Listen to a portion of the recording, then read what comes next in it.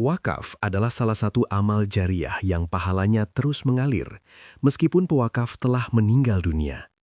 Namun, wakaf tidak cukup hanya dengan niat baik dan ucapan lisan.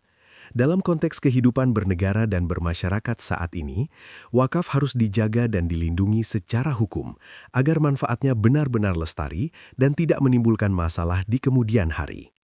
Disinilah pentingnya Akta Ikrar Wakaf, AIW. Akta Ikrar Wakaf adalah bukti hukum resmi bahwa suatu harta telah diwakafkan. Akta ini dibuat di hadapan pejabat pembuat Akta Ikrar Wakaf atau PPAIW dan disaksikan secara sah.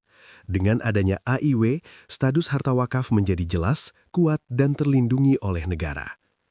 Tanpa akta ikrar wakaf, wakaf sangat rentan menimbulkan persoalan.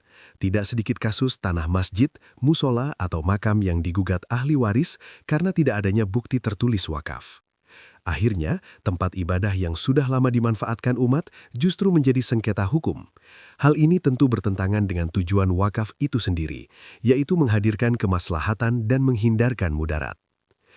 Mengurus akta ikrar wakaf juga merupakan bentuk tanggung jawab syar'i dan administratif. Secara syariat, wakaf harus jelas objeknya, pewakafnya, peruntukannya, dan pengelolanya. Secara hukum negara, semua itu dituangkan dalam AIW agar tidak disalahgunakan, dipindah tangankan, atau diklaim oleh pihak yang tidak berhak. Selain itu, akta ikrar wakaf memberikan kepastian bagi nazir dalam mengelola harta wakaf. Dengan dasar hukum yang kuat, nazir dapat mengembangkan wakaf secara produktif, aman, dan berkelanjutan tanpa rasa khawatir akan gugatan di masa depan.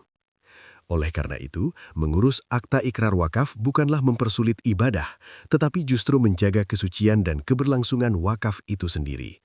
Wakaf yang terdokumentasi dengan baik adalah wakaf yang aman, bermanfaat, dan benar-benar menjadi amal jariah yang pahalanya terus mengalir.